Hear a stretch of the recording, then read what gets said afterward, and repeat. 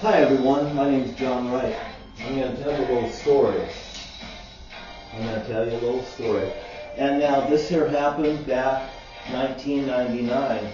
You know, Brian and Kyle and Andy, they got killed on the Browns Road. The Browns Cemetery is next to the bowling alley in Morton, Washington. The Browns property is also next to the Bonnie and Ernie's place right there. The property right there where my motorhome was sitting, the 37-foot motorhome, that, you know what? They decided they wanted what I owned because I fixed it up into like a little bowling alley on wheels, right in their yard, behind their fucking back. I pulled the curtain off of it, I exposed the whole thing to the public. Now, let's just go back to this here. Brian and Kyle and Andy got killed on the Brown Road, you know, and I have a story about Brian coming to my house prior to his death. You know, we talked about Chris Farley, John Candy, also the comedian, the wacky ex-preacher, who's his name? Everybody knows Sam Kinison, and so do I. And let's see. And I said, all of these people, they go out one night, never to be seen again. They die, they get killed. You know, and I pretty much warned him about, you know, the future. And he left that very night, and they were locking him out. His mom and the stepdad was locking Brian out. And the other parents was doing the same type of shit. Just like they all banded together against their children. And they fucking did. And now, those boys are dead. Now the next thing was, you know, the winter come, I had to have surgery right there on Christmas Day, the day before Christmas, I believe. I got knee surgery because I don't celebrate the holiday anyway, and Dr. Hall knows it. You know, and Dr. Hall, he's my surgeon. He's off the U.S. Olympic team. He does the work on their legs, and he's a very good surgeon. And he's retired now. He said both of us are going to get retired now, John. And along the way. So anyway,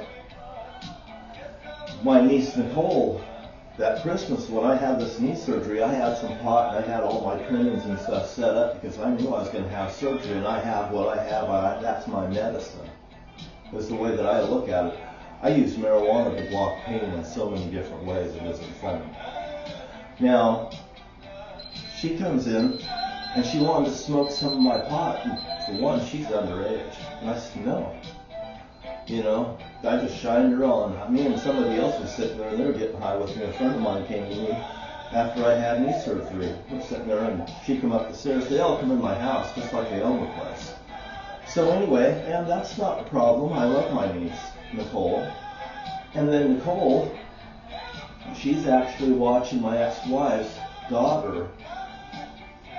And she has her daughter, and she has Devin, and that would be the psychiatrist's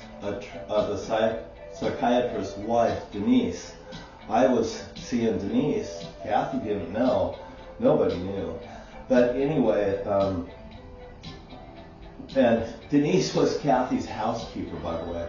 So Devin and the girl, Alyssa, and Nicole was together because Nicole would hang out with my ex-wife and stuff. My ex-wife's a DJ and stuff. She's a prominent person in that town and a little bit of money, whatever, you know.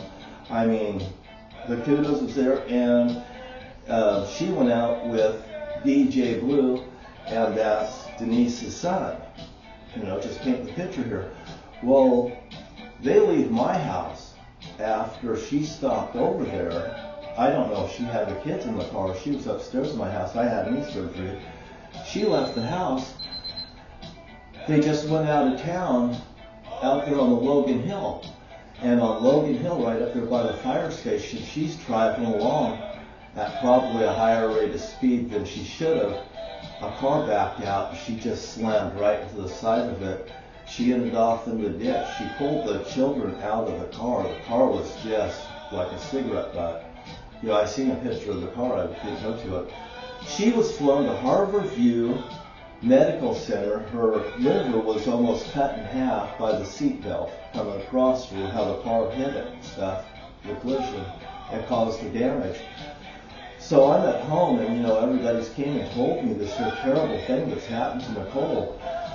And I'm there and I'm having premonitions and stuff. And they said, but she's okay, she's okay. And I'm saying, no, she's not. No, she's not. And a few days later, they come around and I've asked, how's Nicole? And she says, she's okay, she's okay, and like that. And I said, no, she's not okay. She's gonna die. I'm telling them this. And a couple of days later, they come upstairs and they say, hey, John, we're all getting ready to go up and see Nicole. We're saying goodbye to her. She's going to die tonight. And I'm like, she said, are you going to go? And I go, yeah, I'm going. I got up out having my crutches and stuff, and I got down to the car, and they ended up driving me up to Capital Medical Center, and where I was meted by my brother Jerry. Jerry came out and met me at the car. He don't even talk to Marietta and them. He walked me up he rolled me right up to the room like, geez, why you've given me a fucking ride up to the fucking room to see your daughter? This isn't like Jerry. I fucked Jerry's wife. They set me up to fuck the girl's mother before she was born. Yeah. Anyway, that's 1977, 78. And anyway, he wheeled me in there, and he left me in, and everybody just left the room and left me in there with her. And, I start talking to Nicole, and I start rubbing her ankles and stuff. Her stomach is so bloated up. She looks like she's pregnant under the blanket. I could even see it pumped up right there. And I just pulled her feet back, and I've got my crutches off, and I'm standing there like this. I've had surgery, and I'm still standing without my crutches at this point. And I'm sitting there and I'm massaging her feet, and I'm hitting trigger points on her. And I'm talking to her. I said, you gave him a good scare, Nicole. Now it's time to come back. I said, do you hear me, Nicole? This is your Uncle John. I said, Nicole, do you hear me? I said, this is your Uncle John. I said, I'm telling you, I want you to come back. You gave us all a good scare. Now it's time to come home. And at that time, I seen Sammy, that's Jerry's wife, Sammy Luann Frost. There's always an L in the middle of their names. They're a cult. And Sammy comes walking towards the door like that there, and I thought go like this, and man, she looks like she's got goddamn stopped in her fucking tracks right there. And I finished up with Nicole, and Jerry comes in with the wheelchair, or he grabs the wheelchair and wheels me right out past everybody. I don't even say a fucking word to another person, and ultimately, he took me down to the cafeteria, and me and Jerry's sitting there at the table, and I'm getting a sandwich, and Jerry looks across, he says, John, is my daughter going to die? And I said, no, Jerry, your daughter is not going to die. And I just finished eating my sandwich and stuff, and I ultimately got back in the van, and I got out of there. When I got home and when I went to sleep, the girl had a fucking awakening from a coma. That's right, she woke up from a coma. That's right. I tell you the truth this very day, and Jerry L. Wright is a fucking witness, knows that it's true, and all the rest of them do too. That was there at the fucking hospital. Every one of you know. And that girl came out of a coma, and she shit down to her fucking ankles. I was told in my home upstairs at that house at 561 Northwest Road, Island Place, where I had the Holy Father before this, when I said the Lord's Prayer, blow in on a 40-mile-an-hour wind. And I said, you just blew in. And when I got over with that prayer in front of that house, that wind just stopped. Like, where the hell did that come from? Did you just see that?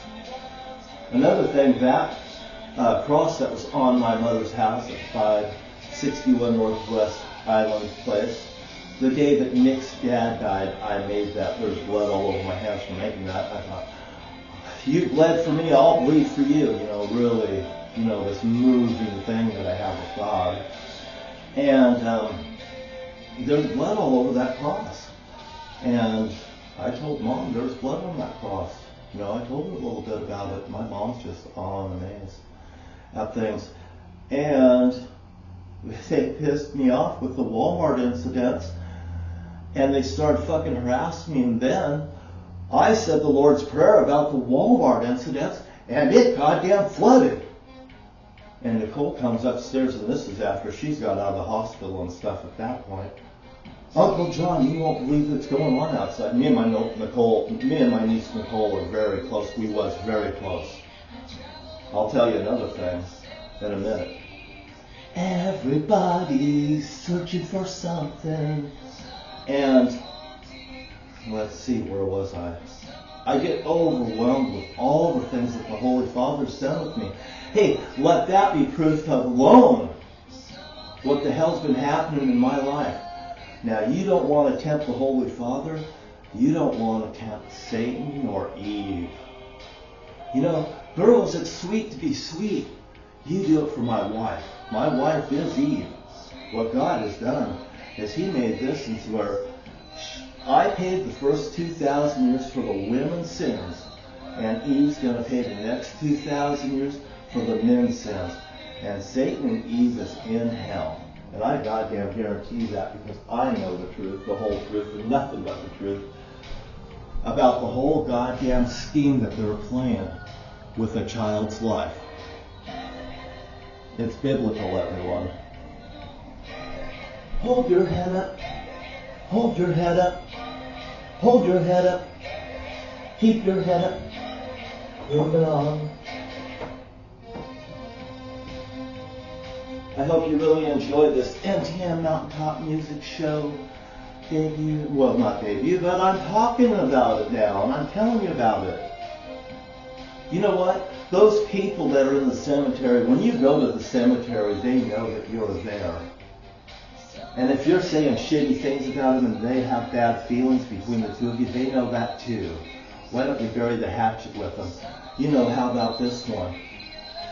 You don't judge me and I won't judge you, and likewise I'm sure. Now listen, isn't that cool? The only way that you could really fuck up with the Holy Father is going with the subtitle Jesus. There is no subtitle as far as the Holy Father is concerned. Agree, tell the world of the 7 seas. Everybody's searching for something. I give it to you on a silver platter. That's what the Holy Father says. I give it to you on a silver platter. And don't you just goddamn believe the truth, and don't you love it at the same time?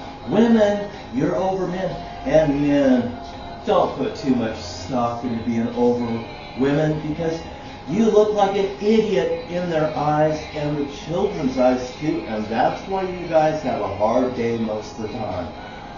Don't tell me it doesn't resonate what I'm saying.